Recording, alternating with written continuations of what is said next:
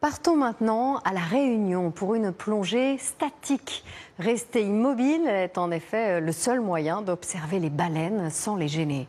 Elles sont présentes en nombre en ce moment et les expéditions pour les approcher explosent ces dernières années. Des associations aimeraient réguler ces pratiques pour préserver leur quiétude. Anaïs Barth et Mathieu Alonso. C'est un moment rare, capturé au large des côtes réunionnaises. Une baleine à bosse en plein repos. De juillet à fin septembre, l'île est l'un des seuls endroits au monde où il est possible de les voir d'aussi près. C'est pourquoi de plus en plus de touristes prennent le large, accompagnés de guides comme Cindy Ogorzali. Ce serait tellement bien de les avoir là tout seuls là. Sa spécialité, l'observation des cétacés. Et ils ont de la chance, après quelques minutes, les dauphins font leur apparition. Donc c'est à partir de maintenant qu'on devient des ninjas. Magnifique. En silence, groupés, ils se glissent dans l'eau et restent immobiles.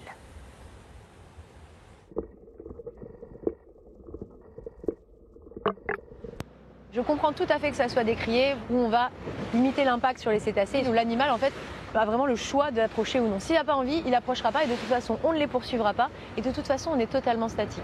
Quant aux baleines, malgré toute une matinée en mer et les 150 € payés par chacun des passagers, rien. On se dit pas grave, on a vu plein de belles choses et c'est toujours un peu l'aventure, la surprise de savoir ce qu'on va trouver. Si les dauphins sont présents toute l'année, les baleines à bosse font un long voyage de 6000 km depuis l'Antarctique pour s'accoupler et mettre au monde leur baleineau à La Réunion.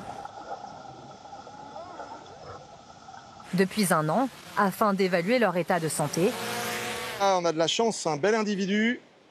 Les scientifiques effectuent des observations avec un drone spécialement équipé. Expiration, inspiration et sonde. Et voilà notre baleine qui repart dans les profondeurs.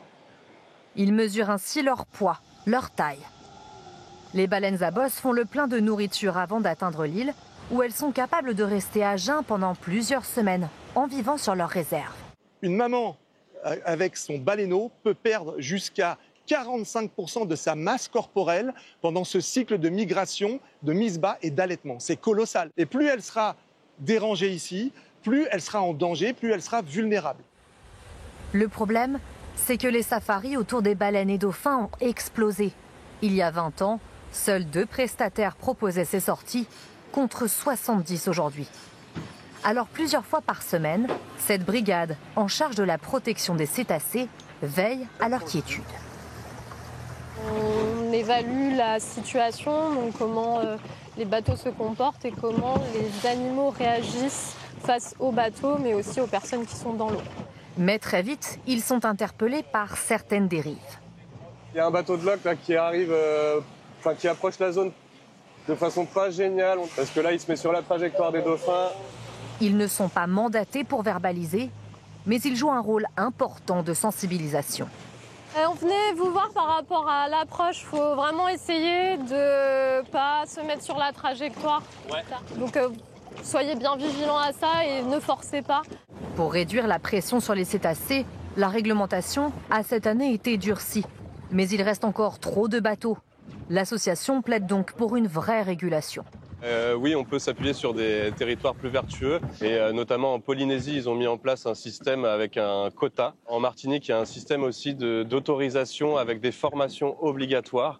Et ça, c'est vraiment quelque chose qu'on aimerait mettre en place à La Réunion. Pour les admirer sans les perturber, le meilleur moyen reste donc l'observation depuis le littoral.